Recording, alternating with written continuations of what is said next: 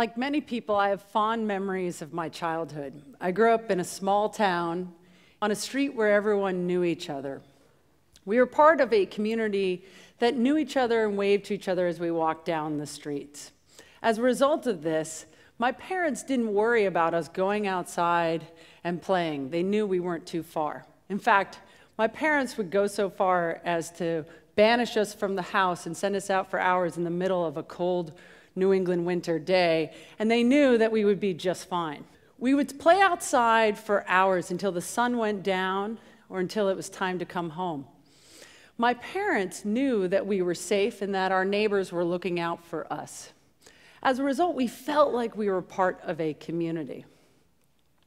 In fact, in 1978, when the blizzard hit Massachusetts and covered the entire state and shut it down for 4 days, it was my neighbors that came and helped dig us out.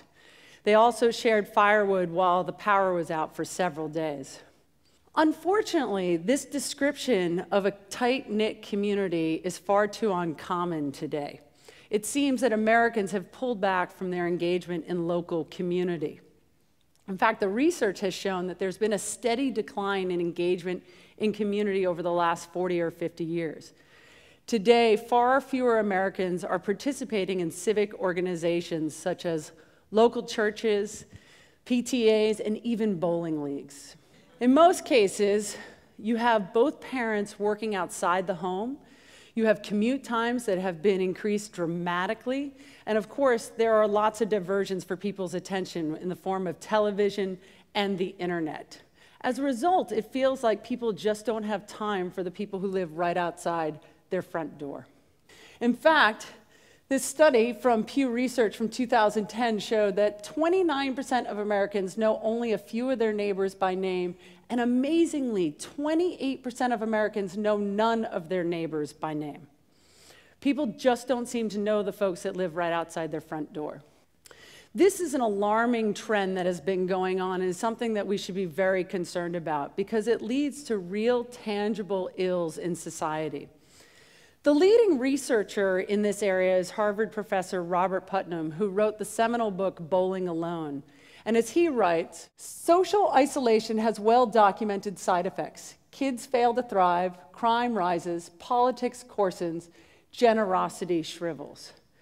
But Putnam also goes on to call for a re-engagement in local community. He talks about how the real-world social connections can have a tangible impact in reconnecting people with each other and improving society. It leads to lowering crime rates, improving test scores, and improving public health.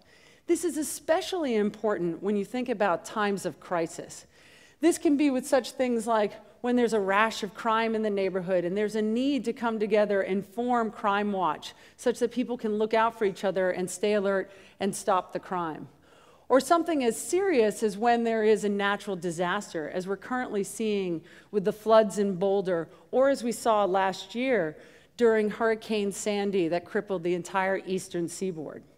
The University of Chicago has looked very closely at those impacted by the hurricane last year and has tracked them and has also surveyed them. And what they found was that 79% of the residents said that their neighbors were essential in helping them prepare and overcome the storm. They went so far as to say that neighbors were second only to first responders in being critical during the crisis. We hear countless stories of how neighbors have come in to help share a generator, share food, share water. There was one neighbor in Staten Island who spent days on his boat shuttling over 200 neighbors to safety. It turns out that the communities that are the most resilient during times of crisis are not the ones that are the wealthiest or the ones that get the most aid from outside agencies. Instead, the most resilient communities are the ones that have the strongest social connections with each other. These are the ones that look out for each other, prepare for a crisis, and then work hard to rebuild in the weeks that follow a crisis. It's this enduring power of the neighbor that was inspiration for the company that I helped co-found in 2010 called Nextdoor.com. We started with the idea that technology could actually be used as a way to bring back a sense of community to the neighborhood. We built one private social network in a neighborhood in Menlo Park, and within a few weeks, we saw a dramatic shift. Neighbors were using Nextdoor as a way to find the name of a great local babysitter. They were using it to organize a Halloween parade, and they were using it to alert each other to the fact that someone was posing as a door-to-door salesman and was actually trying to case out the neighborhood for future robberies. We then took this idea outside of Silicon Valley and tried it in other parts of the country. We launched Nextdoor websites in Seattle, upstate New York, Arlington, Virginia, Memphis, Tennessee, Austin, Texas, and the south side of Chicago. And while neighbors in these different communities talked about very different things, they shared a common interest in coming together to talk about how to solve the problems in their local community. Fast forward 2 years, and now there's over 20,000 Nextdoor communities across the country in rural areas, suburban areas, and urban areas who are using Nextdoor as a way to be a lifeline to their neighborhood. Neighbors are using the site to be able to talk about everyday things like how do I find a handyman or electrician, or more personal things like how to find a lost pet, or essential things like how to stop a string of home invasions across the community. It turns out that Americans actually do want to talk to each other. They just needed an easier way to be able to do it. Interestingly, these online social connections are leading far more to interactions in the real world. People are actually coming together in person, getting together with neighborhood activities. And this is where real enduring community is created. I think the other exciting thing is that this all started with a single neighbor in each of these neighborhoods stepping forward to bring about change. They are the real catalysts for change in their communities. I believe we can each be catalysts in our own neighborhoods, and there are countless ways that we can go about making this change, and some of them are very, very simple.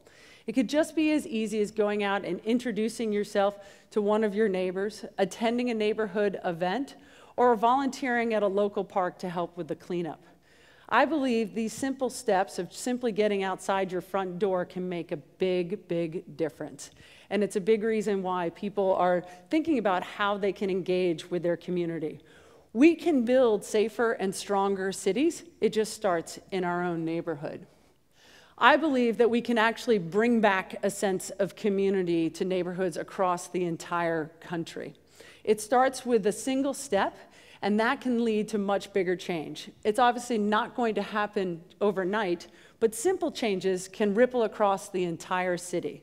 Start with one neighbor who steps out and actually gets to know more neighbors. That spreads across the neighborhood and to surrounding areas and can ripple across the entire city. We can change our cities. Just start with one neighborhood at a time.